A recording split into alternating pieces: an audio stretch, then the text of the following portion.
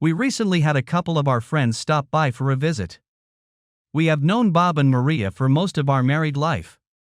Maria used to work with my wife Trina at a large, well-known travel agency. The company has offices in many states. Bob is a supervisor in a factory. I am an electrician and work at one of the local factories. I have been working there since I returned from the service about 8 years ago.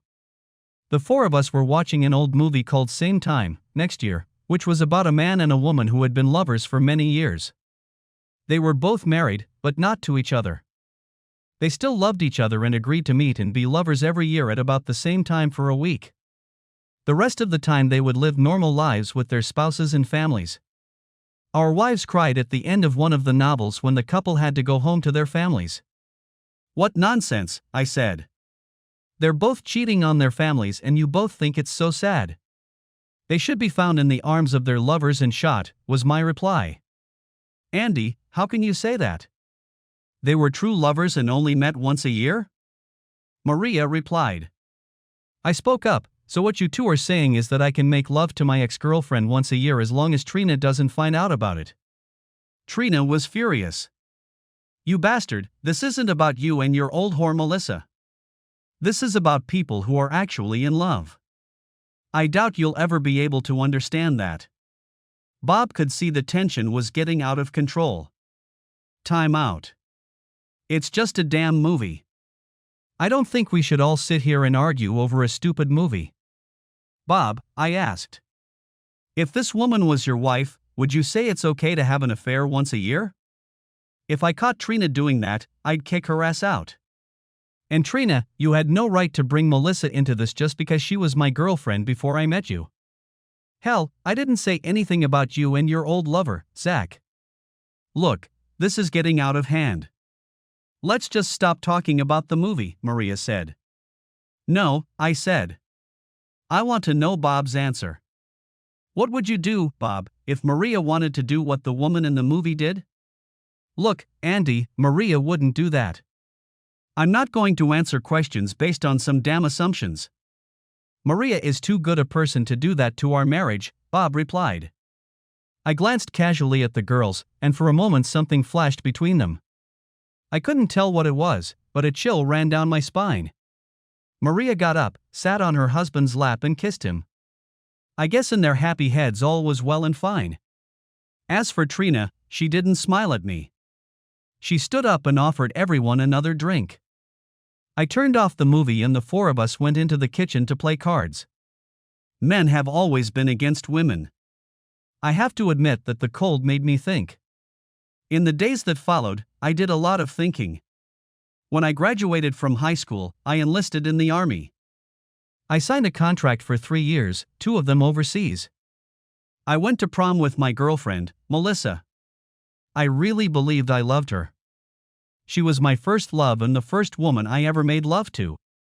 I always thought we were a great couple and would be together forever. I guess I was just too naive at the time. The last time we made love was a week before I had to leave for duty. She never saw me off because she had to go to another ball. Her parents told her she could go to the prom with me, as long as she went to another prom, or rather, to the dance with Eric. He was the kind of guy who liked weirdos and was in college. There was some kind of celebration going on and Eric asked Melissa to go to it with him.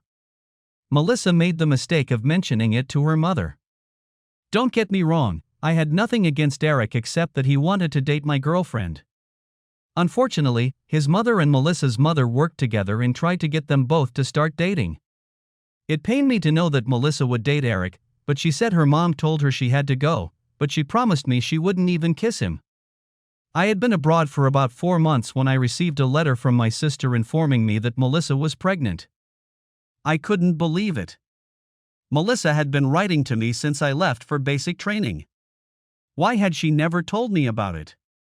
Surely she knew, especially if my sister Jen knew.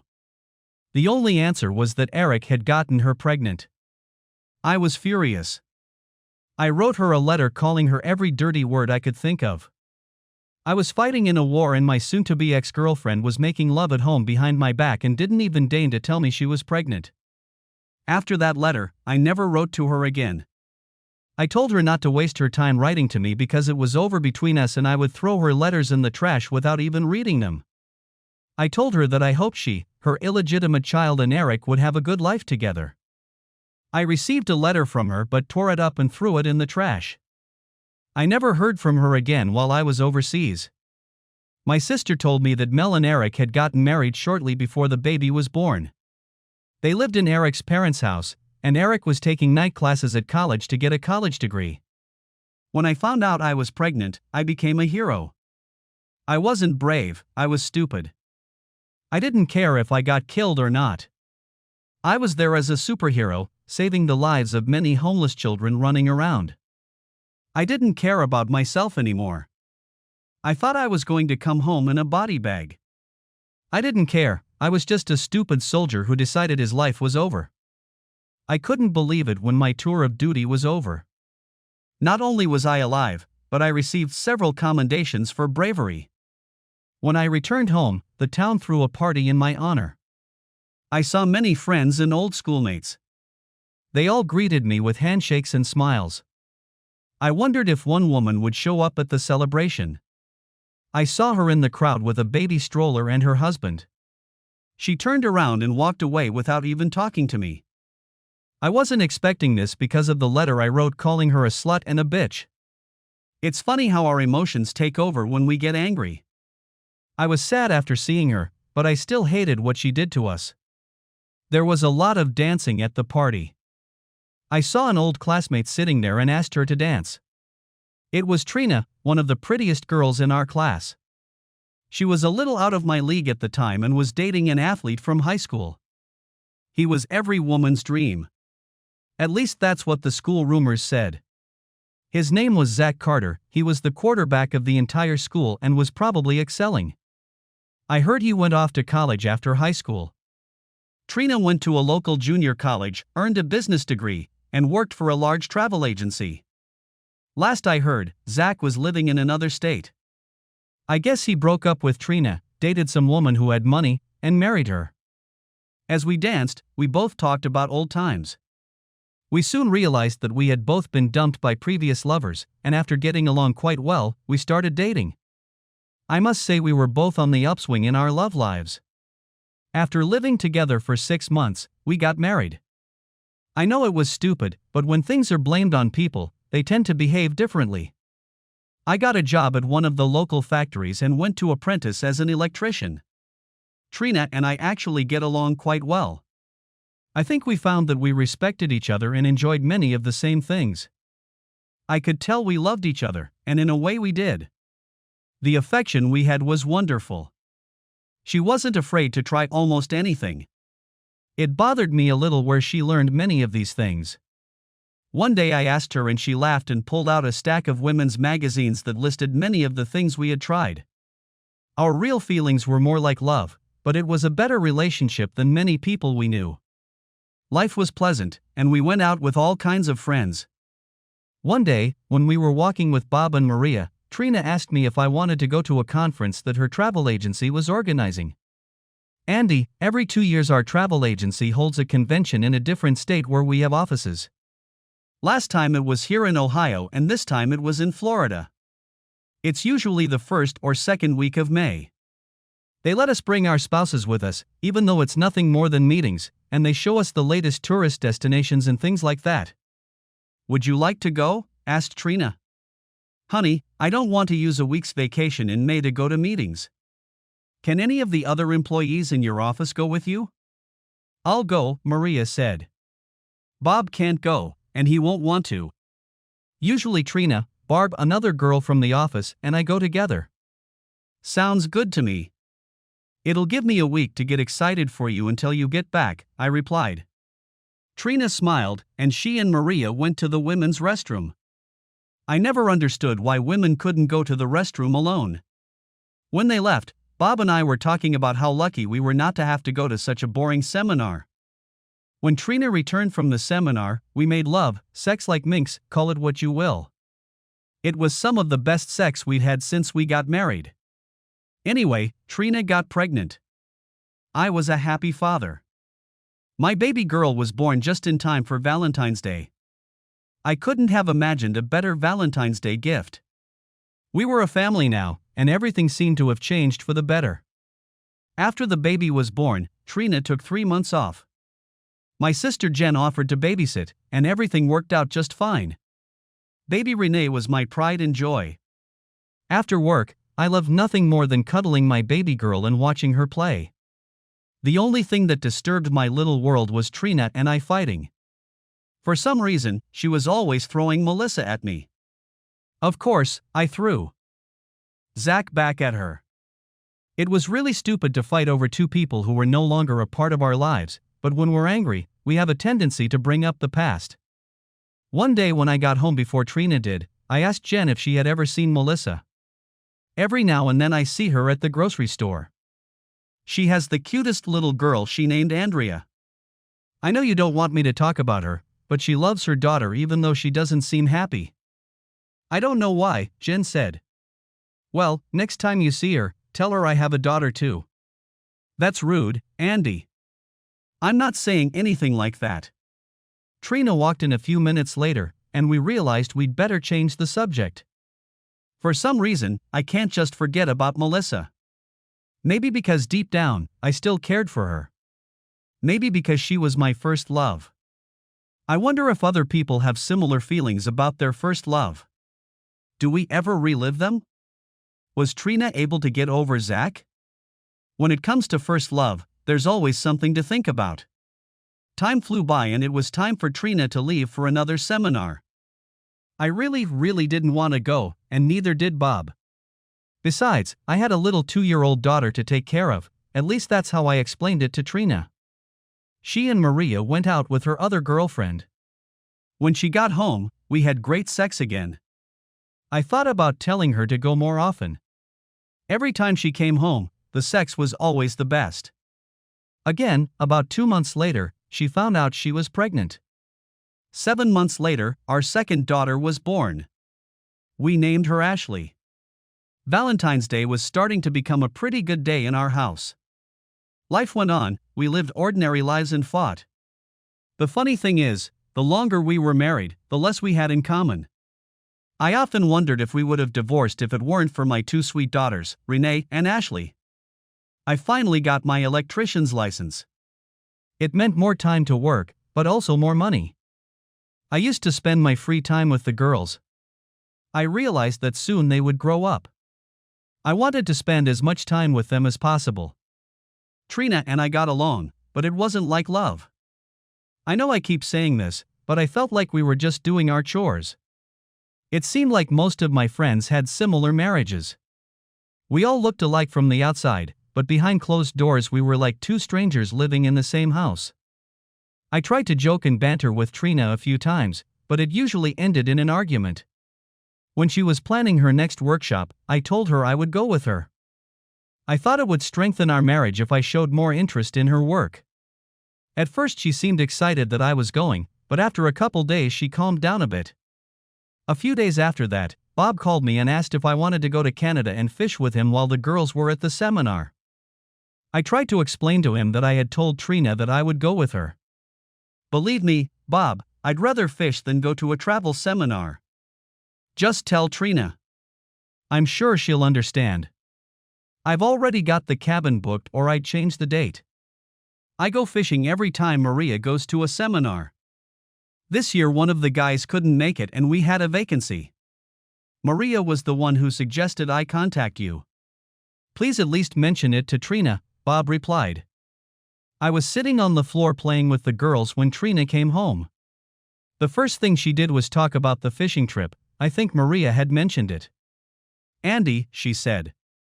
I know about the fishing trip to Canada. I think you should go. Really, Trina? I promised you I'd go to the seminar with you. Look, Andy, this is the first vacation you've had since you finished your course and became an electrician. You've earned it, and I'm not going to take it away from you and make you sit through a bunch of meetings. Call Bob and tell him to make room for you in the car. She smiled at me. I couldn't believe how sweet she was. I told her I would get back to our usual sexcapade when she got back from her trip. I quickly got up and called Bob. I got fucked by Trina that night too. Maybe, just maybe, she had changed. The fishing was great. It was just what I needed to get away and relax for the best part of the week. My sister watched the kids while we were both gone. I asked her to keep them an extra night so Trina and I could indulge in some lovemaking. Jen just laughed and said she would see me the next day. I had Trina lying on the bed and making love to her, well, more like rough sex, minutes after she walked in the door. I remember telling her that we were going to try to conceive a boy that night. I don't remember how many times we did it that night, but it led to our third pregnancy. Andrew Jr. was born the following February. All three of our children were born within 1 day of each other in February. Right after Andy Jr. was born, I had a vasectomy. I decided we had 2 daughters and a son and told Trina that 3 kids was enough and I wasn't going to use condoms. She didn't seem happy or upset. Of course, why would she be happy? Surely she thought 3 kids were enough, too. About a year after Andy was born, Jen told me that Melissa wanted to talk to me privately. What about Jen? What could she possibly want after all these years? I don't know. She filed for divorce from Eric, but I don't know if that's it or not. She seems scared. I think she needs to talk to you. You realize Trina will get really mad if I talk to Melissa? She's never really liked her. I must have elevated her too much years ago. I know I'd be pissed if I found Trina talking to Zach. Hell, I don't even know where he lives. Look, Andy, the last thing I want to do is interfere with your marriage. Maybe you can call her from my house or even meet her there once. We don't talk about sex, just talk. I've always liked her, and I know she wouldn't ask you to talk unless it was really important. The next day, I went to Melissa's house at Jen's house. I felt like I was doing something wrong just by going there. One part of me kept telling me to go home, and the other part of me wanted to see Mel again. Now I was struggling with my thoughts on whether I was doing the right thing. I stopped in front of Jen's house and sat there for a minute trying to gather my thoughts and wondering what I should say. I felt like a nervous child as I got out of the car and walked to the door. I rang the doorbell. Any other time I would have walked right in, but today was different. Jen came to the door and asked why I rang the doorbell. I didn't have an answer when I walked in. The tension could have been cut with a knife when I looked up and saw Melissa, as beautiful as I remembered her, standing in Jen's kitchen. She cried and brought her hands to her face. I was at a loss as to what to do. There was no way I expected to see her crying. I walked over to her and held her hands, seeing the tears streaming down her face. She spoke first. "I'm so sorry, Andy, I'm so sorry," she said over and over. She was shaking, and I put my arms around her to comfort her. I had no idea why she was acting like this, but it was getting to me. 10 years ago I would have been happy to see her tears after what she'd done to me, but it was different now. Perhaps time helps heal old wounds. I held her in my arms and smelled the Melissa I remembered. "It's okay, Mel, that was 10 years ago. We're both moving on with our lives," I said. "No, you don't understand. I promised Eric that I would never see you again, that was our pact, but I had to break it." "I had to break it for Andrea, my little girl," Mel replied. "You're right, Mel, I don't understand. What are you trying to tell me?" Mel calmed down a little, and Jen brought her a cup of tea. The 3 of us were sitting at the table when Jen suggested we go into the other room and leave Mel and me alone. "No, please stay, Jen. I think you need to hear this too. Andrea, my little girl, has a severe case of jaundice due to liver failure. She's going to have a liver transplant if a suitable donor can be found. The doctor said that family members are best, and that only part of the liver needs to be given to adults. In time it will grow back. My problem is that I am not a match and we have no other suitable family members." "What about Eric?" Jen asked. "Has he been tested? What about his family members?" Mel looked at me and said, "Eric is not Andrea's father. It's you, Andy." She started crying again. I was overwhelmed. I had so many questions, and I didn't know where to start. "What?" I asked. "Why didn't you ever tell me she was my baby?" My God, Mel, I can't believe you could hide something like that. When you found out I was pregnant, you didn't give me a chance to explain. You texted me and called me a bitch and a whore, among other things. You told me you didn't want to see me anymore. I wrote you a letter explaining everything anyway, but you never wrote me back. Oh my God, I was furious when I got that letter and threw it away. I can't believe I was so stupid. I'd been mad at you all these years. Why did you marry Eric? Does he know Andrea might not be his child? Mel smiled slightly. You're so crazy. That's one of the things I've always liked about you. Of course, Eric knew Andrea wasn't his child. We never had sex until we were married. I told him you were the father and you wanted nothing more to do with me. That's what you told me. Eric really cared about me. He really is a wonderful man, but he also has pride. He agreed to marry me on the condition that I tell everyone that he is the father of my child. Honestly, I didn't know what else to do. You didn't want anything more to do with me, and I was an 18-year-old girl. Eric and I got married, but I had to promise to never see you again and let everyone know that Eric was Andrea's father. I still love you, and Eric knew that. He's a good man, and we got along fine until Andrea was diagnosed with liver problems a couple months ago. You're her last hope. I had to choose whether or not to tell you. Of course, Eric said that if I told you Andrea was your child, we couldn't stay married anymore because his family and friends would find out the truth. But I had no choice. My child's life is at stake and she comes first in my life. Will you take the test to see if you can be a donor?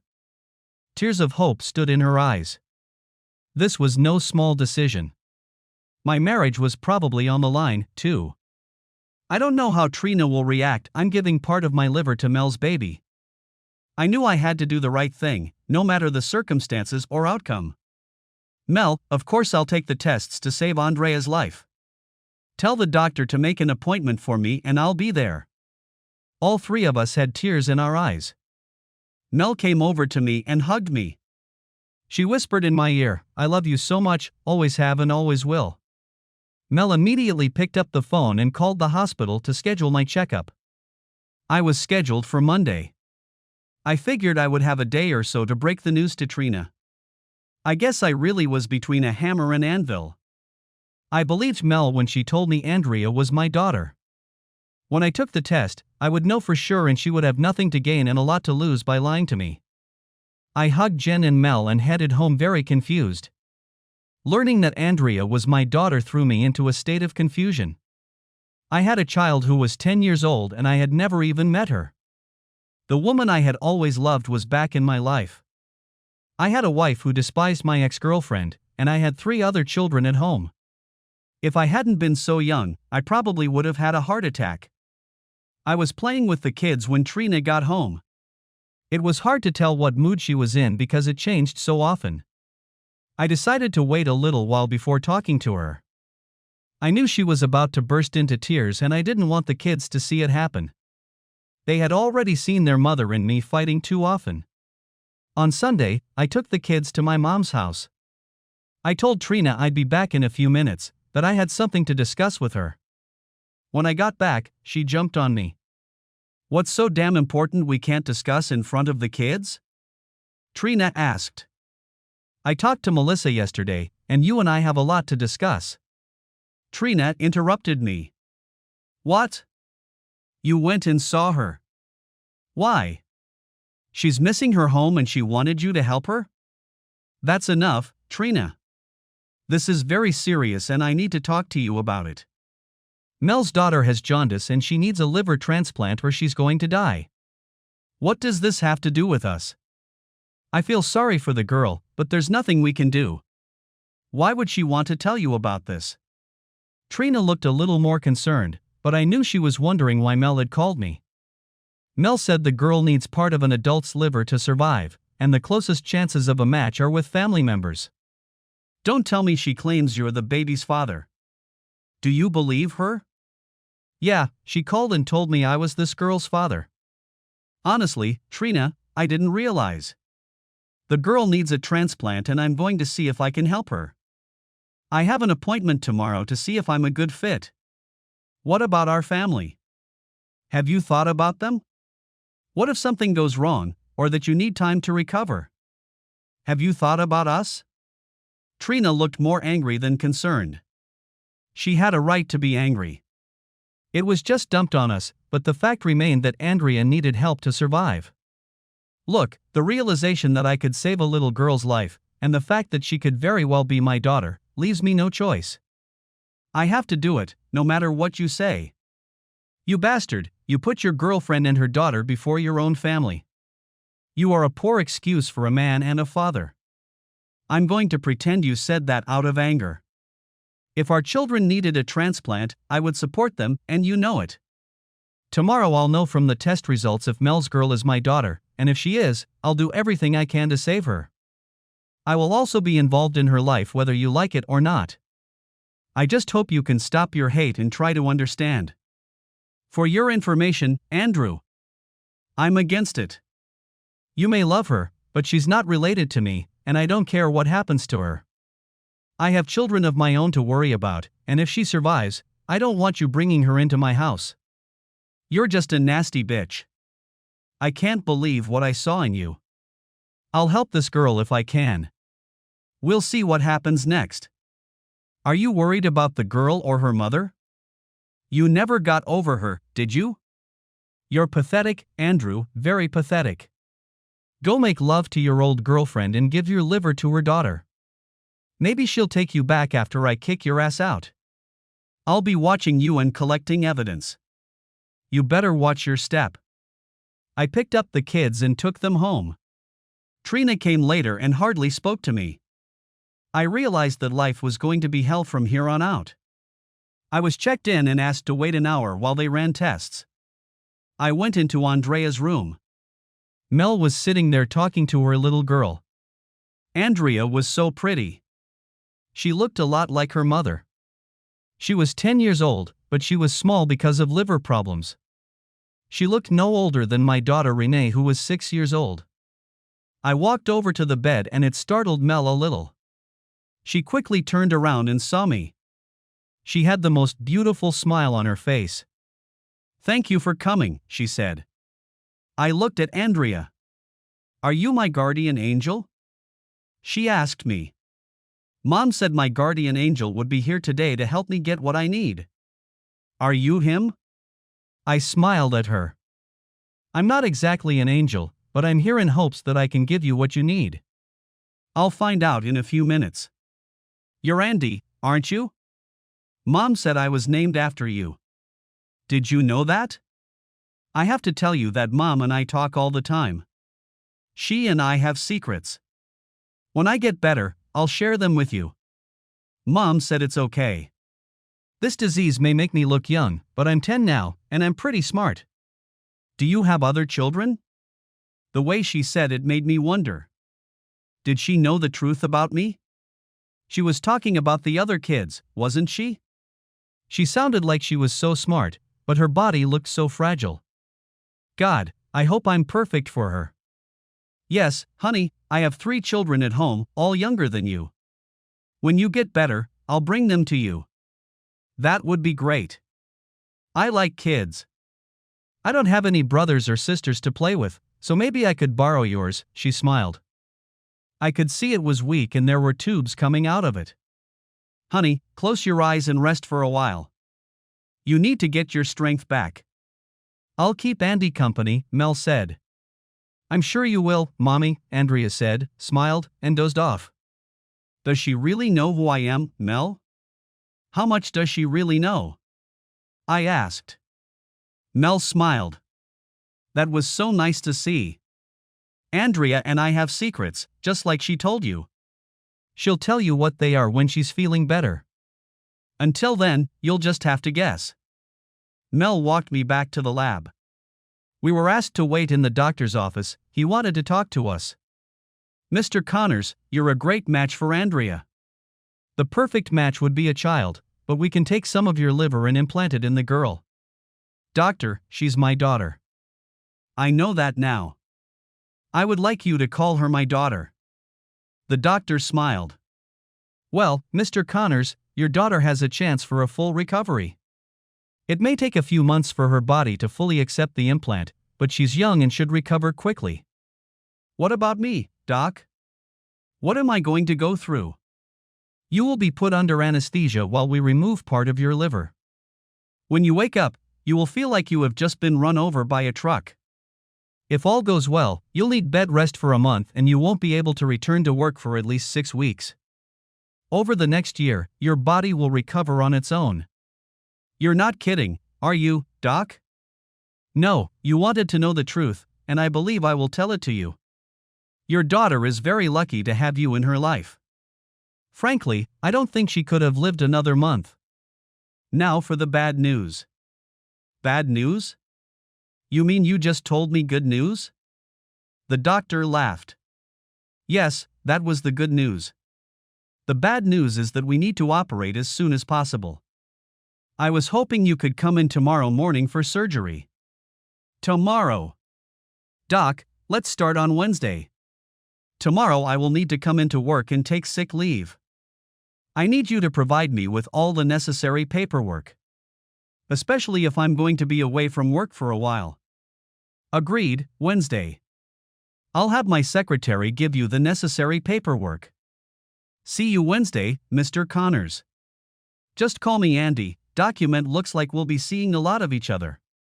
Mel clung to my hand as we walked back to Andrea's room. There were tears in her eyes, but they were tears of joy. I don't know what to say, Andy. You're putting your life on hold for a few months for my daughter. I'm doing this for my daughter, too. I can't live with myself if I don't help her. As for you and me, Mel, I don't know what's going to happen next. I'm married and I would never cheat on my wife.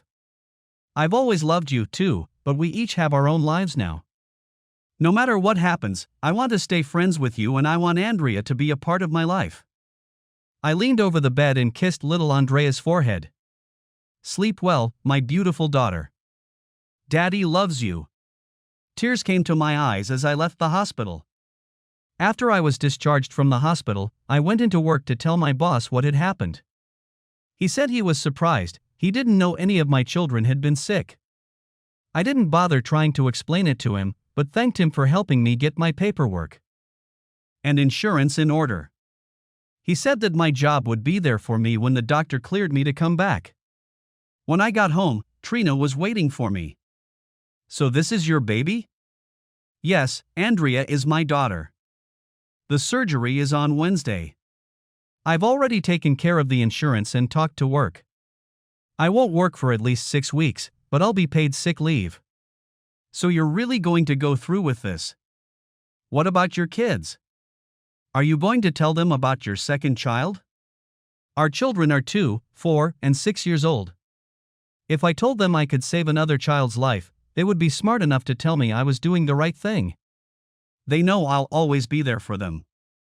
I'll talk to them tonight so they know why they won't see me for a while. Jen said she'll help you in any way she can until I get home. Oh, yes, your wonderful sister Jen will be there. You know, she can be a pain in the... Sometimes. Don't say that. Don't be so stupid as to speak ill of my sister. She's like a second mother to our kids and you know it. If you don't need her help, just call her and tell her what a pain in your ass she is. I'm sure she'll leave you alone. Trina fell silent and went into the other room. I called the 2 girls over to talk to them. Andy Jr. came in too, but he had no idea what we were talking about. I told the kids that they had an older sister from another mother and that she was very sick. I tried my best to explain to them what was going on. The girls were almost crying. Save her, Daddy. You have to help her if you can, Renee replied. I will, sweetheart. I won't be home for a few days until I feel better. I'll call you and talk to you every day until I get home. When your sister is better, I'll take you to see her. Aunt Jen will help take care of you while I'm gone. I want you to be good for her and Mommy, okay? We'll be good, Daddy, we promise. On Wednesday, I went to the hospital. Before going into the room, I looked in on Andrea for a moment. She was nervous, but smiling. Hey Andy, glad you could make it. I couldn't have done it without you. I think she had a little bit of me in her. She was a sweet, caring girl. I'd only known her for a couple days, but I was so proud of her. I turned around, and Mel was standing there, shaking nervously. It's going to be okay, Mel. Andrea's ready, and so am I. She leaned forward and kissed me. I mean a real love kiss. Thank you, Andy. I'll never forget what you do for our daughter. I looked back at Andrea and realized that she had heard what her mom had just said. She just smiled at me, as if to say, "Thank you, Daddy." I went to my room and began to prepare for surgery. When I woke up after the surgery, I remember the doctor telling me how I would feel. He wasn't lying, I felt terrible. A nurse came in, smiled at me, and ran her little tests. I told her how I felt, and she increased the dose of painkiller. I looked around the room, but no one was there. I knew Mel would be with her daughter, but I hoped Trina would change her mind and come to me. I was asleep, and when I woke up, I heard voices. It was my sister Jen and Mel. "Hey, little brother. How are you feeling? You look like shit," she laughed. We always teased each other. She was as good a sister as one could ever have. She was married, but she didn't have kids. I don't know why, we just didn't talk about it. Jen, please don't make me laugh. It hurts like hell. How did it go? Is Andrea going to be okay? Mel says it's too early to tell, but the doctor is very optimistic. He said the surgery went well and now all we have to do is pray that her body will accept the liver. He'll take my liver. I don't give my body parts to just anyone, I started laughing. Oh, that hurts. I can't even laugh without it hurting. Andy, I am forever indebted to you for what you did. You saved my daughter's life. Our daughter's life. She is still my daughter even though we are not married. I will look forward to seeing her regularly. My children can't wait to meet their big sister. What about Trina? You know, I tried to talk to her a few times, but she always walked away from me. I just wanted to be friends, but she'd say, "No way." I wish we could all be friends, but it doesn't seem like that's going to happen. I really hope Andrea gets closer to your other children. Trina never told me she was talking to you, never. As for Andrea, I'm bringing my children to see her. They told me they can't wait to see her, and they also asked that she get better. I promised them I would do that. The three of us talked for a while, after which the doctor came in to see me. Jen and Mel said they would meet me later. I talked to the doctor, and he informed me about the state of my health and Andrea's. Even though I felt lousy, I called home to talk to the kids. Trina answered the phone and asked how I was doing. Okay, I guess I was just calling to say hi to the kids. I really didn't want to talk much right now, especially to Trina. Well, I'll probably stop by tomorrow after work. I've been too busy today to get out, Trina remarked. She handed the phone to the kids and they each started talking on the inside phone. I told them I would talk to them the next day, but I just wanted to let them know that I was okay and I missed them. How's the girl, Daddy? Is she better? Renee asked. As far as I know, she's feeling better. I need to rest, girls, so give Andy a kiss for me and we'll talk to you tomorrow. I love and miss you all very much. We love you too, Daddy, bye. Trina came to see me the next day. She asked how I was feeling and how Andrea was doing. She didn't really seem concerned, she seemed to be asking me more because she thought she should. She spent most of her time telling me about a special meeting in Chicago that she might have to attend. It was a month or so away, so by then I would be out of the hospital and able to watch the kids. She said that my sister Jen was with our kids right now, so she could come and visit me. Her visit made me wonder if she wanted to stay married to me. I had nothing to refer to, but I sensed she was hiding something. Not that I had a sixth sense, just a feeling. She kissed me lightly on the lips and told me she'd be back in a couple days, then got up and left. After a while, Mel came in to see me, and it was as if the aura in the room had changed. I realized that I had married the wrong woman, but it was too late. I made my bed and now I'm going to do everything I can to make my marriage work out for the sake of my children. There was nothing I wouldn't do for them, including living in a loveless marriage. I did call my kids every night and talked to them as promised. It was so nice to hear them argue about who should talk to me. Even little Andy got his turn on the phone. At least his first words were "Dada." The next few days passed without much happening. Trina stopped by, and so did my sister Jen. Of course, Mel stopped by all the time. She pretty much lived in the hospital between seeing Andrea and me. I knew I would miss her when I got out of the hospital, but I had to try to fix my marriage. A few more days went by and I had a few visitors from work and of course my mom. She said she was there for me when they took me out of the ICU, but I came out like a light. Mom was there for me every day after the surgery. She never talked about it, just visited Andrea and told me I had done everything right. I could tell by the look on her face that she too accepted Andrea as her granddaughter. She didn't need to tell me that, that's how grandmothers talk about their grandchildren. I asked Mel about Erica and her impending divorce. He's moving to California. You know, he's always been kind of a geek, but a good geek. He's a wonderful person and I'm going to miss him. We agreed to stay friends. He really likes computers and said he found a job in Silicon Valley. He'll make a good husband for the right woman someday. It's just not me. What exactly do you do for a living, Mel? How are you going to survive? Like I said, Eric is a computer wizard. He installed my computer for me. I have a home-based business. I do billing for several medical facilities. I time my own work, as long as it is done on time. Eric and I have drawn up an agreement where he leaves me the house and furnishings. Of course, I will still be paying. We each have our own car, so that's no problem. We'll split our savings after the credit cards are paid off. There will be no support. It wouldn't be right for him to pay for someone else's child if we're not married. Her eyes watered, it was out of respect for Eric.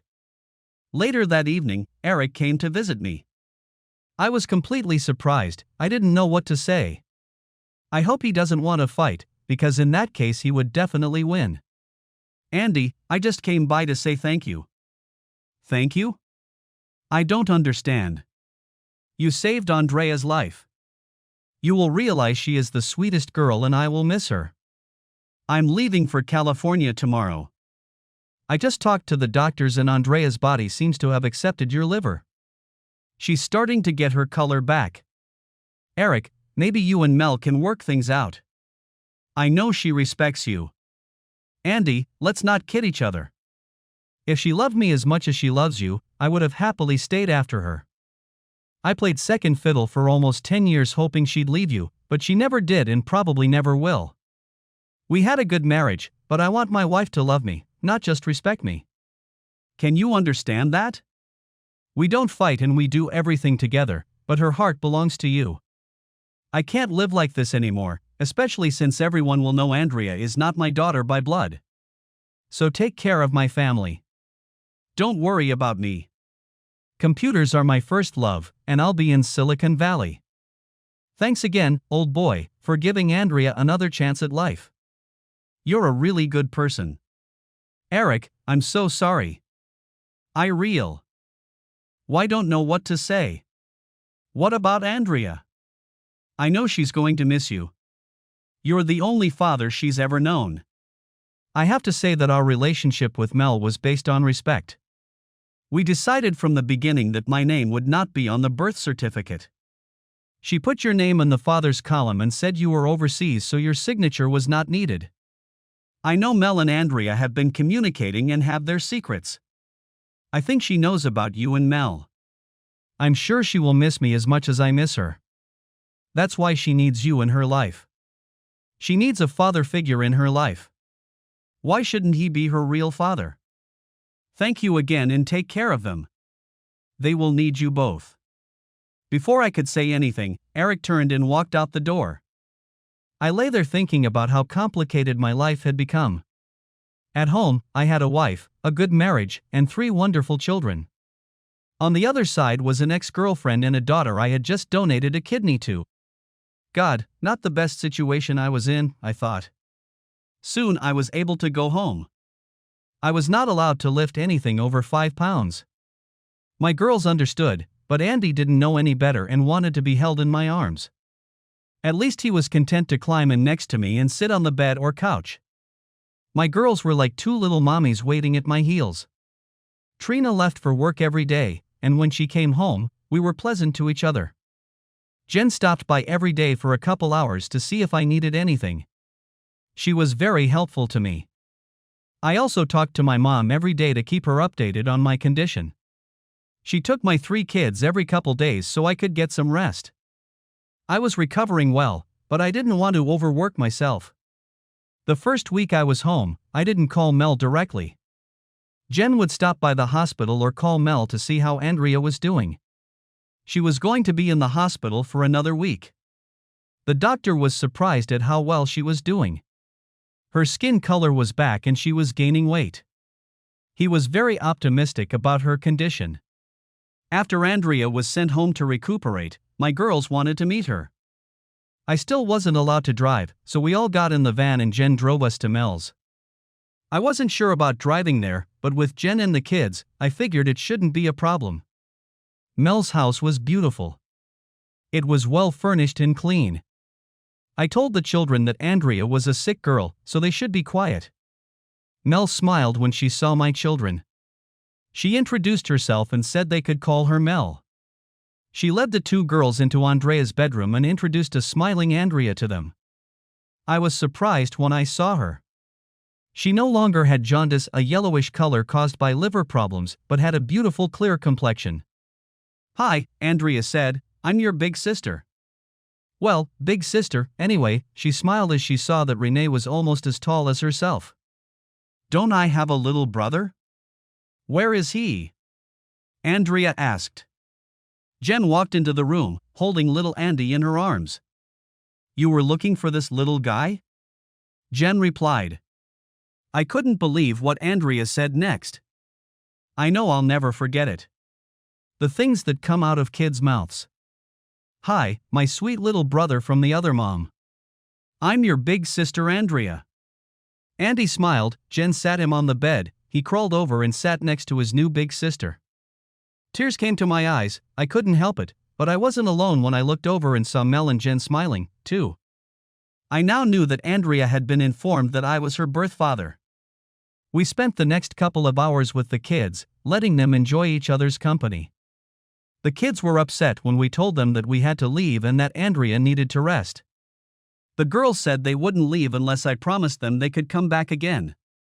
Of course, I told them that they would see each other often.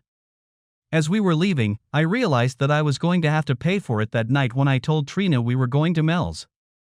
No sooner had Trina walked through the door than the girls informed her that they had met their big sister today. At least Trina had the good sense not to start yelling at me before the kids went to bed. They called me every name they could think of. I tried to explain that nothing had happened and Jen was there with me. Of course, Trina accused me of Jen lying for me and to cover up the affair. My God, Trina, why can't you believe we can just be friends? I've never cheated on you and I never will. My family is too important to me to have an affair. And then you accuse me of Jen lying for me. Trust me, Jen would never tolerate infidelity, not even from her brother. I told you the kids wanted to get to know each other and had a good time. Why are you looking so glum? Not everyone wants to cheat on their spouse. I promise you I won't. She yelled some more, and we went to bed. We still slept together, and I tried to lie next to Trina, but she wouldn't do it. Over time, I healed up pretty well. The doctor told me to wait another month before returning to work. I called the plant and let them know about it. Trina reminded me about her trip to Chicago in a couple weeks. She would be gone for a whole week. I figured I wouldn't have a problem with babysitting. Now I could lift Andy, and he was happy. The following week our friends Bob and Maria stopped by to watch a movie and play cards. The girls chose the movie same time, next year. This brings you up to speed from the beginning of this story. As I mentioned in the beginning, something happened between Maria and Mel. I kept thinking about the way they looked at each other. I saw Trina whisper something to Maria before she and Bob left. I knew something was wrong, but I wasn't sure what. Things hadn't been good between us since the surgery. We hadn't made love in a long time. I decided to give it a try. When we got into bed, I put my hand on her lower abdomen and began to stroke gently. Nice even, circular motions. At first she pushed my hand away, but I kept trying. Are you ready? She asked me. You're going away for a week, and I don't want to wait for you to come back. I'm partly willing to do that, I replied. Trina was always like that when we had sex. She never called me her child or her lover. It was like her own fantasy name for me. I want your baby. I was surprised to hear her say that. I had a vasectomy last year after having a baby. I remembered that this was how she acted after every time she returned from a trip, only this time she hadn't left yet and I was infertile. Good, baby, oh so good. I love it so much. You're the best. I often wonder why her love doesn't transfer into our daily lives. Only during sex does she seem loving. The next morning she went to work, and I cleaned up the house, something I didn't often help with. There were folded clothes on the dresser, and I was putting them away in a drawer. I noticed a package of birth control pills. When she started taking them. I had a vasectomy over a year ago. I pulled them out and put them on the dresser. I opened them to see if she had taken them. I knew I would be asking her about it tonight. God, I hope she has a good reason to use birth control. Our marriage was already on the rocks. I looked around for anything else that might be amusing, but found nothing. We both didn't use the computer much at home, and we had the same email address. There was nothing unusual about that. I checked a few of our phone bills, but they were fine. Maybe I was getting paranoid. When Trina got home that evening, I asked her about birth control pills. Why did you go through my drawers? You had no right. Really? I live here just like you do. I didn't peek. After great sex last night, I decided to help clean up the house and was just putting your clothes away when I noticed the pills. Are you going to explain to me why you're taking them knowing I had a vasectomy? You bastard, you say you trust me, and then you give me the 3rd degree. I'll tell you why I have to take the pill. A few months ago I was having problems with my period and I went to the doctor. She advised me to take the pill to control the timing of my periods and make them more regular. Why didn't you tell me you were having problems with a woman? What would you have done? Would have prescribed me pills or told me to go to the doctor, like I did. Besides, you were too worried about your other family members at the time. I didn't want to bother you with my health problems. This is inappropriate, Trina. You're my wife and you mean a lot to me. I'm sorry for doubting you, but I got worried when I saw the pills. I was afraid. I was afraid you might be having an affair. I'm sorry. Okay, now you know why I take the pills. Not because I want to, but because my doctor told me to. After talking to her, I felt better. I admit I still had my doubts, but I wanted to believe her. Thursday night we had sex again. It was almost an instant replay of that day. She called me lover and baby and I filled her with cum. It didn't get any better than that. Friday morning she was in a great mood. She kissed the kids and me goodbye before leaving for Chicago. I asked her to come back soon so we could continue what we had started. On Saturday, I took the kids to visit Mel and Andrea. We spent the whole day together like one big happy family. I wish my life with Trina was the same instead of fighting all the time. There were some feelings between Mel and I, but we both knew it was best not to go with our feelings. I was watching TV with the kids on Sunday when there was a knock on the door. I opened it and saw 2 old high school buddies. April and Mandy had graduated with me and Trina. They were gathering information for our next reunion. They were writing down as many facts as they could so they could print a book and hand it out to all of our former classmates. They got our ad. Dress from Melissa. I'd forgotten she'd given it to me. I invited the women into the house and gave them all tea. We did all the preliminary preparations. How's it going and what's new? April spoke first. So, Andy, tell me what's new in your life and where you're working for our book. I told a few facts about how I joined the service and where I was working now. I didn't know if Melissa had told them about the operation, so I left that out for now. Then they asked me about Trina. I told them about the travel agency Trina worked for. Mandy looked surprised. Oh my god, this is so weird. What's weird about working at a travel agency? I asked. It's just that her ex-boyfriend, Zach Carter, works at the same travel agency, but in Chicago. It's so weird. Old friends working for the same company but in different states. How do you know that, Mandy? Have you talked to him? No, we talked to his mother last week. She told us all about him and how rich and powerful he is. I remember in high school all the girls wanted to date him. His mom says he's still in great shape and works out every day. Can I get a copy of his profile? I think Trina would love to get in touch with him. I didn't need the information for Trina, I wanted it for myself. I was starting to smell a rat, a very large rat. I had a feeling Trina knew everything about Zach, but only firsthand. Sure, Andy, I have an extra copy of his profile, but you'll probably have a hard time contacting him. Why? His wife is an Illinois state senator, according to Zach's mother. You'll probably have to get an inspection to see them, Mandy laughed. I laughed with them. I was burning up inside. After I got Zach's character reference, I said goodbye to my former classmates. I wondered if I should call Bob to chat and see if he knew anything about Zach. But I decided against it. I didn't want to implicate Maria in case I needed information from her. Instead, I called Trina's room in Chicago. The phone rang 5 times before Trina answered.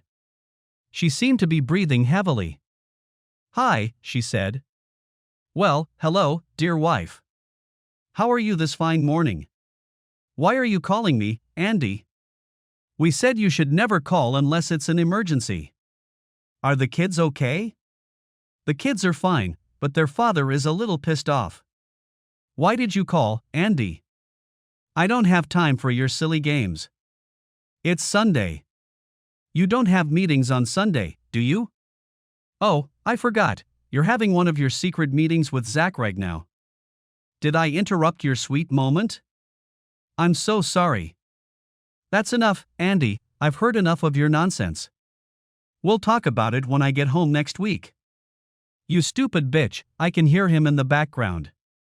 What's in your pussy right now, baby? Is your lover fondling you right now? Of course, you can't make love and talk at the same time.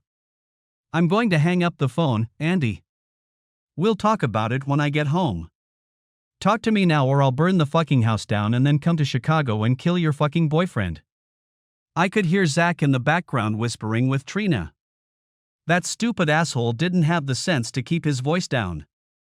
Why don't you tell your fucking boyfriend to shut up, or I'll finish this conversation with his wife, Senator. Please, Andy, don't call her. I heard her say something to Zach. Zach, get your hands off me. He fucking knows you're here. We can't hide it anymore. He's going to call your wife if I don't talk to him right now. How long have you been seeing him? Since you won't answer me, I'm guessing about 7 years now. No wonder you come home and want to make love. You couldn't get rid of him, or maybe you wanted to have a baby with him and cover it up by making love to me. Please, Andy, I can't think right now. Please, let's talk later. Whose children am I raising, my own or your lover's? Answer me, whose children am I raising? Please, Andy, I don't know. I honestly don't know. Wow, honesty is not one of your qualities. Gee, I may have to sue my lover for 6 years of child support. I'm sure the senator will want to support my children. Please don't say that. How the hell am I supposed to talk? I've been as honest with you as I could be. I promised never to cheat on you and I never did, even though you blamed me for our entire married life. On the other hand, you made love to that asshole behind my back for at least 7 years. How the fuck am I supposed to tell? Andy, I don't know what to say right now. We'll talk when I get home.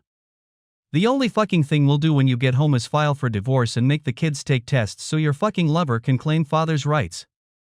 Now go back and enjoy your sex, you slimy, fucking, slutty, whore, bitch. Just so you know, if the kids are tested and turn out to be mine, I'll take them away from you. No, you can't take my kids away from me. I hung up the phone. I needed more information. I called Bob. He was back from a fishing trip. He was usually only gone for a few days. Bob, Andy here. I lost Trina's room number and thought you might have Maria's number. He handed it to me and asked if there were any problems. No problem, I just wanted to ask her something. Okay, thanks Bob. I called Maria's room and she answered. Hi. Maria, it's Andy. Andy, Trina isn't here right now. I can have her call you. Cut the crap, Maria, I know where she is, who she's with and what she's doing. I don't know what you're talking about. I knew she was trying to call my bluff, but I wasn't bluffing. Room 804, fucking Zach Carter. Now answer some questions, or I'll ask your husband, Bob. Are you trying to blackmail me? Blackmail? Hell no. I just figured if Trina was having an affair for 7 years and you were covering for her, you must be getting something on the side yourself. Either you tell me what I want to know, or I'll tell Bob about Trina and you can talk to him about why you've been hiding it. What do you want to know, Andy? So you had sex with Bob too? Do you have an ex-boyfriend too? Please don't tell Bob. I did it the first 2 times and I felt so guilty that I don't stay in the same room with Trina anymore. It was a big mistake and I sincerely regret it. Who was that with, Maria? Please, Andy, I told you I did it and I'm sorry about it. It was some friend of Zach's. I want to forget about it. Don't tell Bob. Tell me everything you know about Trina and Zach, and I promise I won't tell Bob about our conversation. Okay, I'll trust you. You don't have a choice, but I keep my promises. Trina found out that Zach worked at the same agency. She started having an affair with him. As far as I know, it was only at these seminars. What she said about him, and I'll know if you're lying, and our deal will be off. She said she always loved him and made a mistake marrying you. I'm sorry, Andy, but you said you wanted to know the truth. She couldn't wait for the seminars to be with him. They hardly ever went to meetings, and they stayed in their room most of the time and went out to dinner. What about my children, Maria? Tell me what you know. Oh my God, Andy, I don't know what to say. She was hoping that all 3 kids were Zach's. It was her way of getting even with you. It didn't make any sense. I never understood why she wanted you to raise Zach's kids. So my kids are actually Zach's? I don't know. She always hoped they would be, but as far as I know, she really doesn't know. Needless to say, Marie, Trina and I are getting a divorce and I'm going to have the children tested to see who will support them. I will keep my promise to you and not tell Bob about this conversation. In any other matter, I will not lie to him. As for friends, I never want to see you in my house again. I needed someone to talk to. I wanted to talk to Mel so badly, but I didn't think it was wise. I had no idea how Trina would handle the situation. And the last thing I wanted to do was involve Mel in the story. I called my sister Jen and asked her to come over. She sensed the urgency in my voice and said she'd be right over.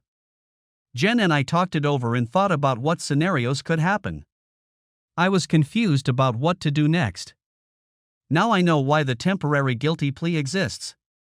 I would kill both Zach and Trina if they walked through my door right now. Jen and I agreed that we should call Zach's wife. She's earned the right to know what kind of bastard she married. I looked at Zach's profile, and it showed his home number. I called it, but I got the receptionist. I asked to speak to Mrs. Carter. There was a pause, then I was told to wait a minute. Who is it? The woman asked. I'm Andrew Connors from Ohio. And you're Mrs. Carter? Yes, that's right, but I'm called Senator Conroy. My husband's name is Carter. Well, Senator, your husband is in the hotel right now making love to my wife. I thought you might want to know. Damn him, he said he's not seeing that married woman anymore. Is her name Trina? Yes, that's her, Trina Connors from Ohio. His high school girlfriend who would soon become my ex-wife. Mr. Connors, thank you for making me aware of the situation. I can't talk right now, but I'll have my people contact you in the next few days. I don't want to talk to your people. If you want, I'll talk to you in person. I don't need anything from you. I just wanted to make you aware of your husband's infidelity. I hung up. Obviously, she knew about her husband's cheating. I wondered if Trina was his only girlfriend. Well, now I'd have to sit around and wait for Trina to show up and start divorce proceedings. The hardest part was getting tested to see if I was the biological father of my children. What if they're not mine? I raised each of them from day one. They were my family and my life. Around midnight there was a knock on my door. I just sat on the couch and thought about my problems. I put my 3 kids to bed and hugged and kissed each of them, wondering if they were mine. Damn, I wanted to drink so badly, but after my liver surgery I wasn't allowed to drink for probably a year. A knock startled me and I heard it again. I looked out and saw a policeman. I opened the door. I'm Officer Bates with the Sheriff's Department. Are you Andrew Connors? Trina Connors' husband? The officer asked. Yes, officer, it's me. What's going on here? I regret to inform you that your wife was killed in an automobile accident in rural Illinois. The Illinois Post Office has asked me to inform you of her death. I was shocked. One moment I hated her to the core and wanted to kill her, and now she was dead. I couldn't believe what I had just heard. I wanted to wake up, hoping I was dreaming and that the past few days had been a bad dream. But it wasn't a dream, and I wasn't asleep. What happened, officer? Are you sure it was her? Maybe it was a mistake? I just mumbled. I'm sorry, Mr. Connors, there can be no mistake. It was a car accident and they both died. According to the report I received, their car went off the road, over an embankment and hit a tree. Both passengers died on the spot. You said they.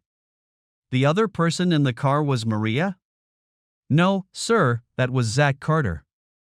Did you know him? I was stunned. I thought it was probably Trina and Maria coming home early, but it wasn't.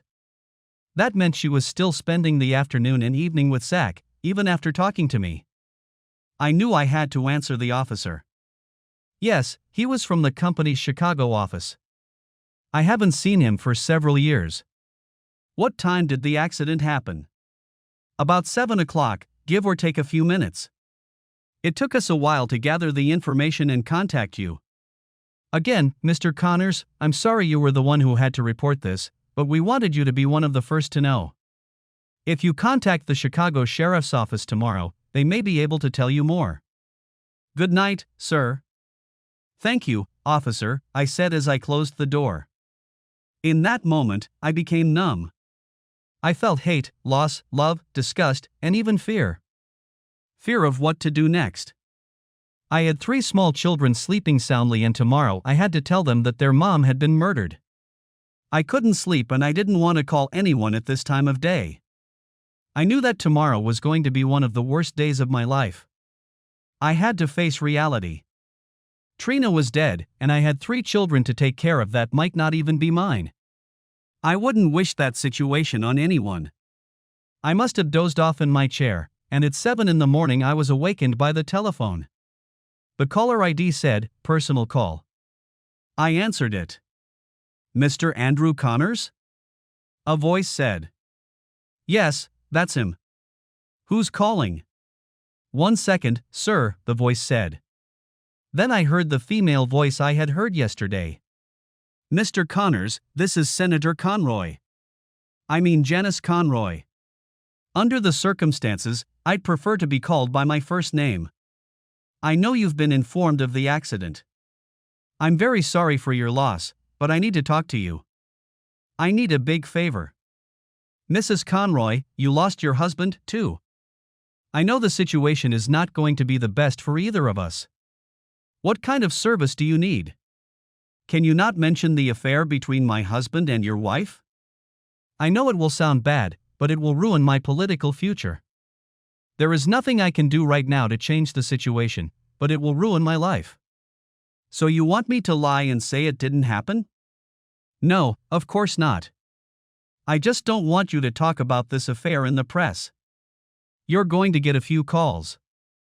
I can take care of it on this side and let it go quietly, but I know someone will be looking for a story here. It's not going to be good for either of us. Mrs. Conroy, I won't interfere with personal matters if you will do two things for me. What do you want?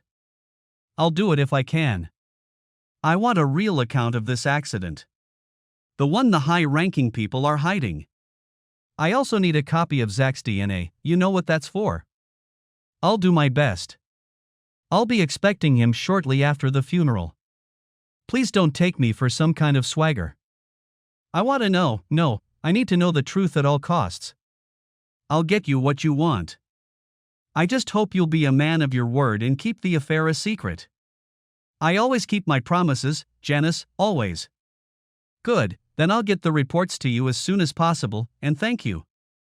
I hung up the phone and made coffee. I knew it was early, but I called Jen and told her about the accident. It took her by surprise, but she said she'd be right over. My mom and dad were always up early, so I let them know about it too. Now for the hard part. I called Trina's mom and dad. Her dad picked up the phone and I told him the sad news.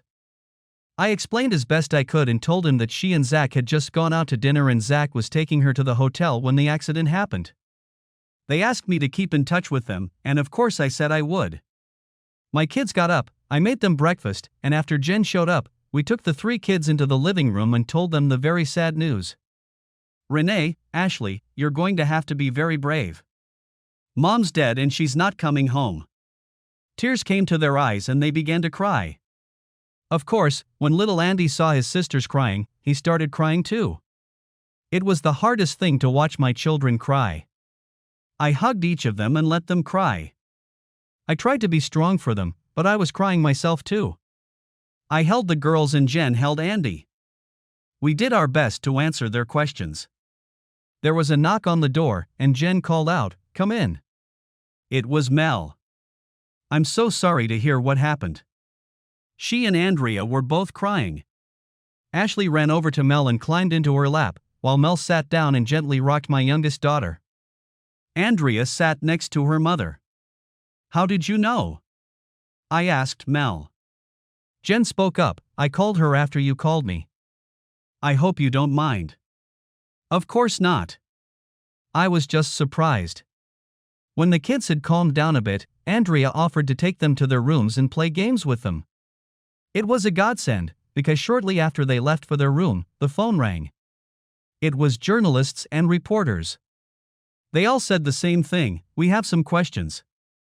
I got angry and started hanging up the phones.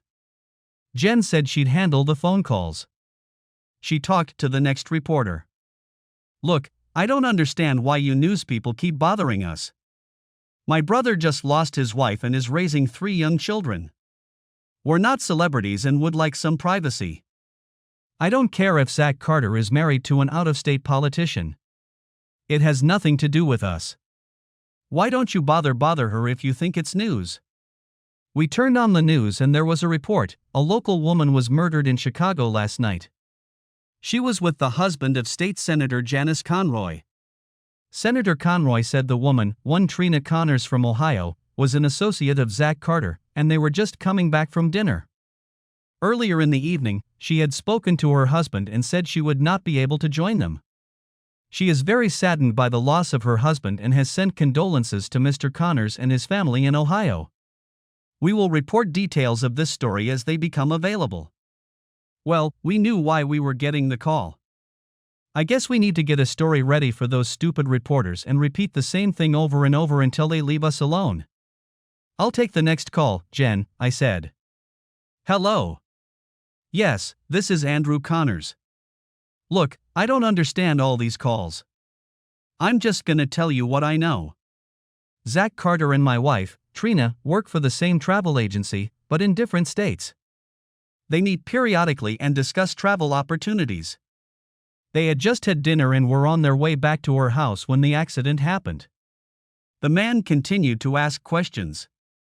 Yes, I talked to my wife that morning and knew she was going out to dinner. They had been friends since high school. I knew Zach personally. We all went to high school together. It was a terrible accident and she will be terribly missed by me and our 3 children. If you have any further questions, I suggest you contact your senator. After that, I hung up. Jen and I took turns answering the stupid phone. We knew they wouldn't stop calling until we told them something. The phone was ringing off the hook. It was a good thing Jen had called Mel. It would have been hard to keep an eye on the kids and answer the phone and answer the door all the time. We received several calls from concerned neighbors and friends. They were hard enough to deal with, let alone other calls. As if we didn't have enough problems already. Lawyer after lawyer called us and asked if we wanted to represent them in the event of a lawsuit. We basically told them to go to hell and that we weren't going to sue anyone. If we wanted to be represented, it wouldn't be by an ambulance chaser lawyer. At the end of the day, the calls died down a bit. Mel made us all lunch. The neighbors brought food, and Mel cooked everything for us. I hardly spoke to her, but I was glad she was there. It's weird when there's a death in the family, a lot of people bring you food when you have the least appetite. At least we didn't have to worry about cooking anything. There was a knock on the door and I assumed it was another neighbor, but it turned out to be a damn TV reporter. "Mr. Connors, may I have a word with you?" said the woman with the microphone, followed by the cameraman. "Who the hell do you think you are? You come to my goddamn house one day after I lost my wife, and for what? For some goddamn gossip?" "No need to swear, Mr. Connors, it's for television." "To hell with your goddamn television. I lost my wife, my 3 little kids lost their mother, and all you think about is the news. Maybe you can take pictures of her body strewn across the fucking highway and get 1 or 2 more readers. You make me sick. Mr. Connors, we just want to know the truth." "No you don't, you need a fucking lie to sell to your listeners. I'll tell you the truth and see if you're satisfied with it. My wife and Zach were high school friends years ago." "Were they lovers, Mr. Connors?" "Lovers? They were 16-year-old kids. Do you consider those to be lovers? You're just a sick man. My wife and I are married, we have 3 children, ages 2, 4, and 6. She works full-time at a travel agency. Tell me, when did she have time to have a torrid affair with an ex-boyfriend 2 states away?" "But she was with him." "Yes, they had a business meeting in Chicago, and they went out to dinner. A lot of old friends have dinner together. I talked to her the day before, and if you were listening to your own TV station, you would have heard that Senator Conroy was going to go to dinner with them. All you want is damning gossip and trying to ruin lives." At that moment little Andy was peering out of the storm door. "Look at the door at my son. Tell him you think his mother is a whore and all she wanted was an affair with an ex-boyfriend. Tell my little boy that his mother didn't love him, that all she could think about was wanting to have sex with another woman's husband." I wanted so badly to say fuck, but out of respect for the children present outside the door, I didn't. "You disgust me. I've said before that I wouldn't wish a situation like this on my worst enemy, but in your case I might make an exception. Let some reporter blow your life to pieces with lies and accusations, and you can live with it. One last thing, if I hear one lie about my wife or family on your news network, you can consider me suing your ass along with your network. You weren't invited here, and there are no celebrities living here. Now get off my property." When I got back to the house, I picked up my boy and just hugged him and he hugged me back. Jen smiled at me. She knew I hadn't really told the whole truth, but hopefully the reporters hadn't guessed that. Things seemed to calm down after that. The children were playing in the room again, and Jen and Mel were discussing funeral arrangements. They were to deliver Trina's body within the next 2 days, and we wanted the funeral to take place as soon as possible. The women said they would take care of all the arrangements, and that suited me just fine. I was lost when it came to things like that. I went to the bathroom, and when I got out of there, I looked into the room where the girls were playing. I heard Ashley talking to Andrea. I miss my mom. I know how you feel, Ash. I miss my daddy. Well, his name was Eric. He wasn't my real daddy, but I miss him. He was always there for me. Why did he leave you? Ashley asked. Because he wasn't my real father. Dads shouldn't abandon their little girls. It's not nice, Ashley replied. It's okay.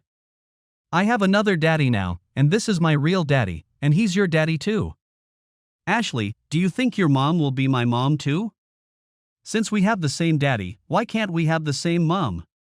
Tears came to my eyes when I heard those words from my little girl. I didn't want them to know I was listening. Tell you what, Ash, you talk to Dad, and I'll talk to Mom, and we'll see what happens. No matter what happens, I'll always be your big sister, and you can always come to me. I watched Andrea hug Ashley. Over the next couple days, the calls pretty much stopped. A news reporter who came to our house showed only the nice part of our conversation about what a wonderful wife and mother Trina was. I guess the TV station didn't want to risk a libel suit. In addition, there was a news story about a high-profile divorce of a Hollywood couple. Our accident case was old news. Jen and Mel did a great job with the funeral arrangements. We laid Trina to rest one night and buried her the next day. I couldn't believe how many people showed up. Jen and I stood by the casket and greeted everyone who came to pay their respects. Mel sat on a couch off to the side with her 4 kids. She wanted to stay on the sidelines. Every time I looked at her, she had another child on her lap. One minute they were crying, the next minute they were laughing. Every now and then one of them would come over and stand next to me. As we paid our last respects to Trina before closing the casket, we all cried. So sad and yet so silly at the same time. She could have had a wonderful life, but she was looking for greener grass. Mel had her church organize a luncheon for everyone who came to the funeral. It was a wonderful lunch, and we had one last opportunity to socialize with many of our friends. I even thanked Maria and Bob for coming. I talked to Maria a little bit and said that I hope she learned a lesson from Trina's death. She had a good man and she should do everything she can to save her marriage. She hugged me and thanked me for keeping our secret. I really hoped she would learn from Trina's mistake. In the days that followed, Mel and Jen asked what Trina's things we wanted to keep. I replied that I didn't have any ideas. I told them to give all the jewelry and keepsakes to the girls. They set most of it aside for future use, but gave the girls enough stuff to play with as kids. Mel remarked how nice Trina's clothes were. I told her she could keep them and wear whatever she wanted, since they were similar in size. If looks could kill, sweet Mel would have killed me on the spot. Jen started to laugh. You are a stupid man. You want to give your dead wife's clothes to your old girlfriend. I don't think so, little brother. She said they were nice. I was just trying to be accommodating and let her get what she wanted. Women. I'll never understand them. What to do with them? Jen looked at Mel like I wasn't even there. Let's have a garage sale and sell all the clothes. They should bring a decent price. So that was the next thing they were going to do. The phone rang, and I heard a familiar voice on the other end. When I hung up, I asked the girls if they could take the kids to the park or somewhere else for a couple hours.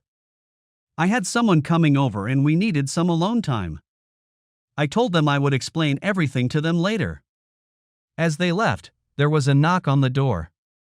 It was Senator Janice Conroy and her driver. Please come in. I've been expecting you. She asked her driver to get on the porch and entered the house. I was surprised at her appearance. She was a very pleasant-looking woman, but she was probably in her 50s. I didn't realize she was that old, since Zach was our age. Mr. Connors, I was in Columbus, Ohio on state business and thought I'd take advantage of this short trip to provide you with the information you requested. She handed me a manila envelope that she said contained an unofficial accident report as well as Zach's DNA card. Would you like a cup of coffee, Mrs. Conroy? Please just call me Janice today, and a cup of coffee wouldn't hurt. Just a little cream, please. I want to thank you for being so tactful in telling me about the affair. It wouldn't have done any good if the truth had come out. The insurance company called me and asked me to talk to you about settling the matter. Janice, I don't want your money. I just want to get this over with so my family and I can move on with our lives. Andy, you'll get dozens of lawyers calling you saying they can get millions of dollars if you contact their firm. The truth is, a case can stay open for years while they dive deeper and deeper into it. The insurance company doesn't want that to happen, and neither do I. They've made you an offer. If you accept it, the case will be closed. You won't be bothered anymore since the case is settled. What is this offer you keep talking about? Is it your money? Like I said, I just want it to be over. It's the insurance company's money. They will give you $100,000 for each of your children and put it in a trust account. The money will be paid out after they turn 18 and you will be the trustee of that account. The children will receive the money only at your direction until they turn 25 years old. Then they will manage their own accounts. Why are they offering this money? Was there any offense? No, it's just that everyone is obsessed with the courts these days. It's easier to sue someone than to look for a job. This will just close the account. They'll also pay for all the medical expenses after the accident. Hospital bills, ambulance bills, and other expenses. So you'll get $300,000 plus medical payments. That's $400,000 plus medical. I have 4 children, not 3. My second daughter lives with her mother, but if I agree to this, she should get her share too. I'm sorry, I didn't know about that. I'll make sure you have enough for all 4 kids. So, if we're done, I'd like. Janice, this may be the last time I see you. Can you tell me about you and Zach and why you let it go on after you found out? I think so, you deserve to know. I met Zach when he was in college. He was a tough, gruff guy. I was asked to teach a political science class, and we became friends. As you can see, I'm 25 years older than Zach. At first it was fun to be with a young man and teach him about love. I know you've heard of trophy wives. Well, Zach was my trophy husband. I had this handsome stud on hand at all my parties. At first Zach liked being the center of attention, but when he realized it was about me and not him, he became uncomfortable. He asked me to buy him a travel agency. I bought it and owned it. He used to run it. He took courses in the travel industry because he needed something to specialize in. He was pretty good at it, but he couldn't hold his own. Why didn't he divorce you and mind his own business? Money and power. I had both, he had neither. I gave him everything he wanted, within reason. There was nothing in his name, not even the car he wrecked. If he'd left me at any point, he'd have nothing left. People get used to the life he led. He met your wife at one of the conferences about 7 or so years ago. A few years later, I found out they were together, and I gave him an ultimatum. Either he stops his games, especially with a married woman, or I'll make sure he never does it again. He seemed to have stopped or at least hid it well until I heard from you. For your information, he had other mistresses. Most of them could either be bought or scared off. I didn't know how to approach your wife, since he seemed to see her once every couple of years. What will the report say to me? I feel with every bone in my body that it wasn't fair play. The witness said the black SUV struck Zach's vehicle in the rear quarter, causing it to spin and spin out of control. It then flew over an embankment, flipped many times and came to a stop, hitting a tree. The official report says the witness was far behind the other vehicles and was unsure if the SUV hit him or not. Janice, did you kill them? Personally, I don't. There are forces above me, and I can't speak for them, nor do I want to know. I did love Zach in my own way. In a way, he was my boy toy, and he was fun to be with. Well, Andrew Connors, this may be the last time we speak. The report you have has the names removed, so just in case it falls into the wrong hands, we'll be protected. Again, I'm sorry for your loss and will take those insurance documents to you tomorrow. Thank you for being considerate. After Janice left, I opened the envelope and the report was just as she said it would be. Trina really was a slut for Zach. I now knew where she had learned the different ways of making love and who she was thinking of at that moment. It wasn't me. The other report contained complete information about Zach's DNA. Janice had indeed kept her promises. I had to wonder if she had anything to do with the accident. Maybe I'd better never find out. When everyone came back, I told the girls who my guest was. They were surprised when I told them who it was. I explained that we had an agreement and that the senator had taken the time to honor her side. The girls asked to read the report. Are you guys sure you really want to read this? I know you're women and curious, but this is some pretty deep shit. You're not going to like what you read. Mel looked at me. Andy, since I care about you, I'm going to forget about being curious. You can't ride this train through life alone. You have to be able to share with someone if you suddenly need to talk about it. She smiled sweetly at me after that. When they read the report, they were saddened. Like me, they hoped that maybe Trina would feel remorse after talking to me this morning. I told them some of what Janice Conroy had shared with me. My sister Jen said, I know it's awful, but maybe Trina's death is God's providence. How much worse it would be if it had gone on, if the children were at the center of it all. I knew she was right, only she said it out loud. That was Jen, never afraid to speak her mind. After she left, I sat at my desk, reading the report again and looking at Zach's DNA. Mel sat down at the table next to me. What are you going to do with that? She pointed to Zach's DNA report. I have an appointment at the clinic tomorrow to take tests and find out if Zach is the biological father. Don't do it, Andy. For your sake and for the sake of the kids, don't do it. I have to know, Mel, I have to know. Why? Why is this so important right now? Zach is dead, Trina is dead, and nothing good will come from that knowledge. What if you're not the biological father? What are you going to do? Give up the kids, send them to an orphanage. Raise them with anger in your heart? Please, Andy, listen to me. You're their father. You've been there for every one of them from day one.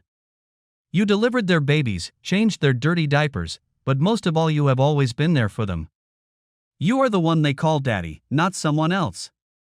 Don't let those thoughts into their mind and heart. Please promise me you'll think about it, Andy. Think about your children. Okay, I'll think about it tonight. If we go, I'll stop by tomorrow when we're done. Mel kissed me lightly on the lips. It felt so good. She called Andrea, and they went home. I did what I had promised and thought it over. The next day it was the middle of the afternoon when I pulled up to Mel's house. The kids got out of the car and ran to her house. Andrea was at school, but Mel had told them they could play in her room. Renee was supposed to be at school, but I had already canceled her the day before. You did it, didn't you? Muttered Mel. I'm sorry, but I promised the kids, I replied. What, you did it for the kids? What are you talking about?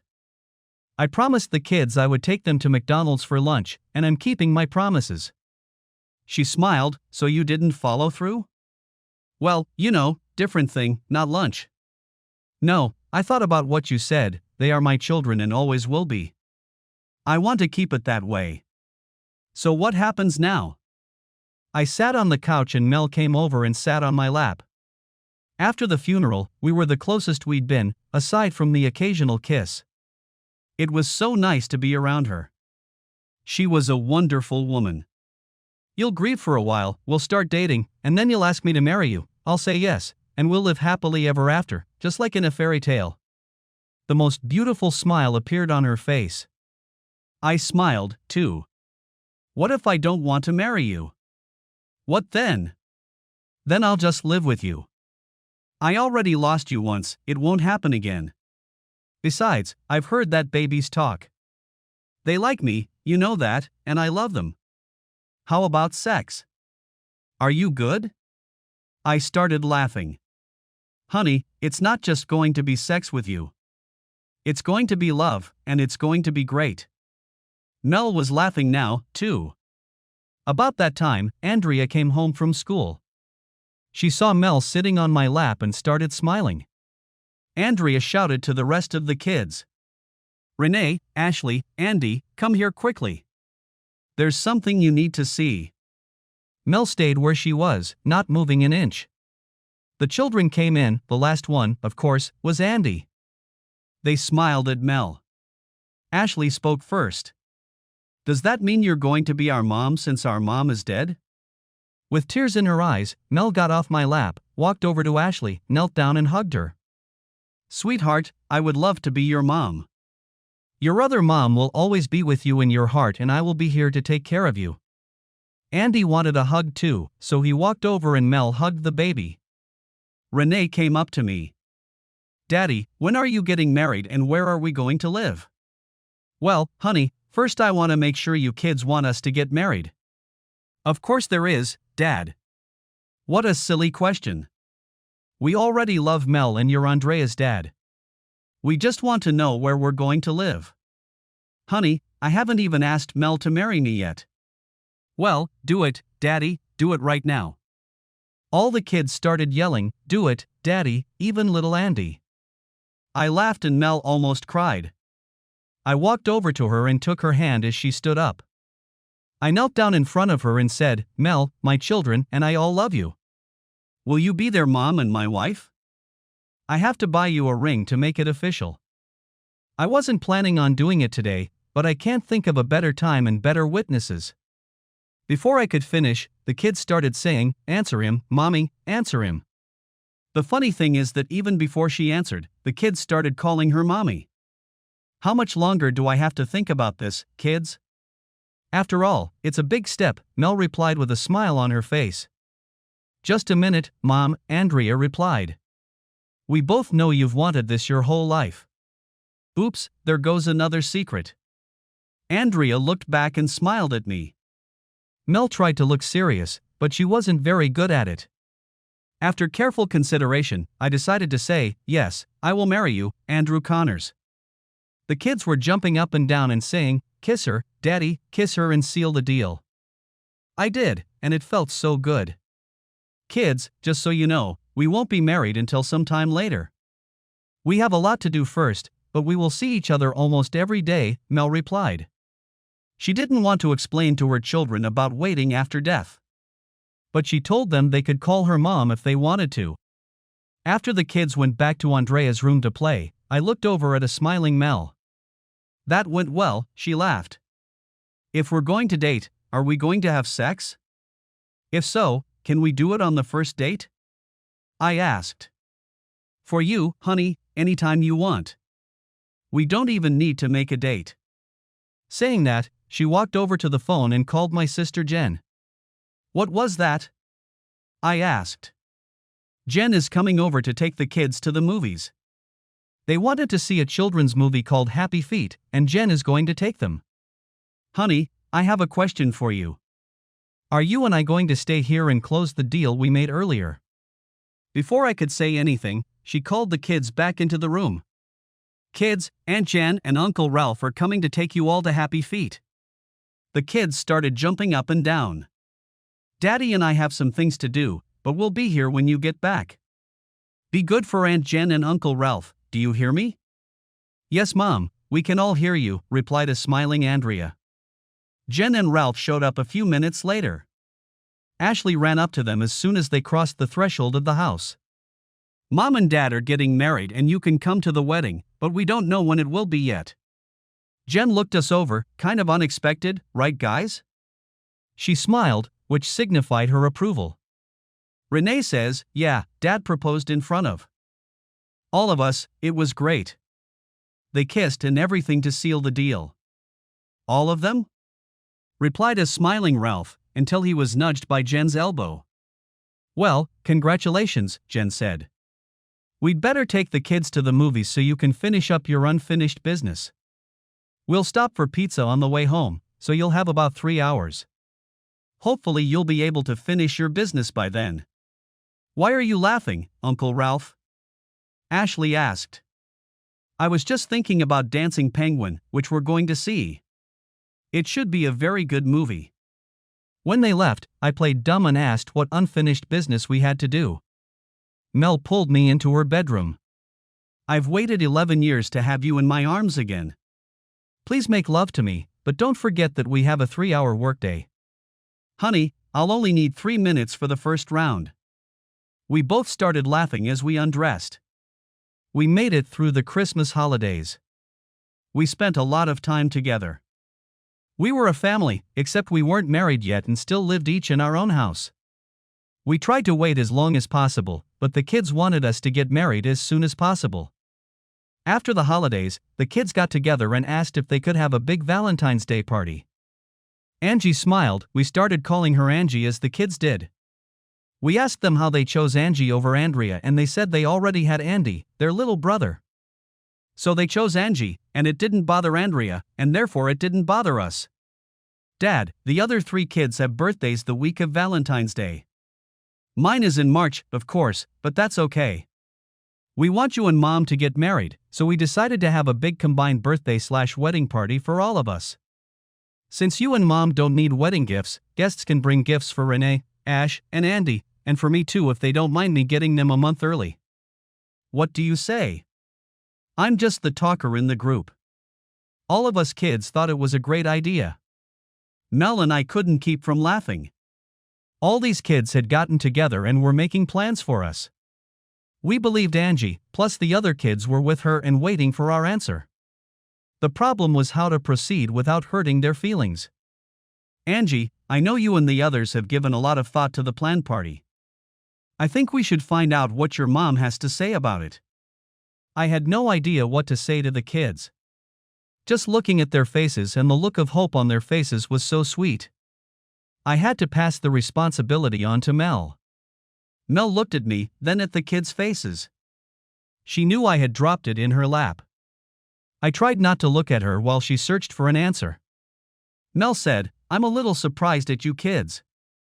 Having a big birthday party is one thing. The fact that Daddy and I got married is okay too, but expecting everyone to come to the party and bring you all presents is wrong. I thought we taught you to put others first.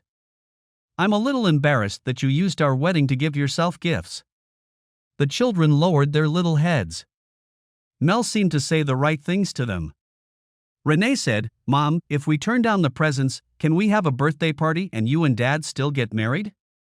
Mel looked back at me for help. I tried to keep my face straight. Kids, since your father is leaving it up to me, I agree to the birthday party. She then looked at me. I also agree to the wedding. We will have it as a family celebration. But we won't ask our guests to bring you gifts. I was caught off guard. To be honest, I didn't think she'd agree to a family party. Mel was full of surprises, too. The kids were jumping up and down. They hugged Mel and then came over and hugged me. Epilogue. We had a month and a half to get everything done. I went back to work, so most of the planning fell on Mel's shoulders. Of course, Jen was there to help her. They became best friends. They were closer than most sisters. The girls rented a hall at the church, and since she was a member of her church, she had no trouble finding a church and a pastor the weekend closest to Valentine's Day. Our color scheme was red and white and lots of hearts. Again, the women from the church offered to cook dinner. We told them we wanted to pay for all the food and of course the cake. It was to be a small wedding with Jen as matron of honor and her husband Ralph as my best man. We had 2 young attendants, a flower girl and 1 ring bearer. Guess for yourself who it was. I was wearing a beautiful suit and Mel looked like an angel in a blue dress. When the music started, tears streamed down my face. First down the aisle, staggering, was my son walking down the aisle with a ring attached to a cushion. He was followed by my daughter Andrea, wearing a blue dress the same color as Mel. She was followed by Renee, also wearing a blue dress. Ashley was next as the flower girl. The wedding march sounded and Mel was led down the aisle by her father. When she saw the tears in my eyes, I knew she was feeling the same emotions. I don't know why, but I was nervous. I had married the love of my life after years of turmoil with my first wife. When the priest said you may kiss the bride and I heard the applause, I realized the church was full of people. As I looked around the crowd, I saw so many old friends and family members. Until that moment, I had been completely focused on Mel. When we walked down the hall, there was a large poster hanging that read, "Congratulations to the Connors family on their recent marriage." A second poster read, "Happy birthday to Renee, Ashley, and Andy Jr. and happy birthday to Andrea, who doesn't have a birthday until March." When the kids saw the banners, they were so happy. There was also a stack of birthday cards for each of them. When we sent out the invitations, we said it was a combined birthday and wedding celebration. It was the best Valentine's Day anyone could dream of. For the honeymoon, we decided to wait until June when the kids were out of school and take them all to Disney World. We shared rooms, the kids shared 2 double beds and we got a twin bed. We played with the kids during the day and made love at night with the door closed. The kids couldn't understand why we were tired every morning. When we got home, Jen stopped by and told us she was expecting her first child. We were so happy for her and Ralph. We knew they had tried, and we were so happy that it had worked out. They had a son. Andy will now have a little buddy to accompany him for the next few years. We decided to sell my house and move into Mel's house. Both houses were big and old, but well maintained. It was better to get away from the stuff Trina had bought. We had an auction and sold most of the furnishings and of course the house. The kids were happy beyond belief, they all got new bedroom sets. The insurance checks came in and we put the kids' money, each into their own account, for their future. That was the last we heard of the accident. We read that Senator Conroy was re-elected by a large margin. Apparently a lot of sympathizers voted for him. It just goes to show that life can throw you a lot of curveballs, but every once in a while, if you hit it exactly right, you hit a home run. That's the way it was for us. I never checked on the kids, but I kept Zach's information in a safe. Maybe someday, when I'm old enough, I'll get up the courage to do comparative tests. For now, it's enough for me to have one of my kids run up to me, give me a big hug and call me daddy to know that I made the right decision. Thank you for listening to my story. Comments are always welcome.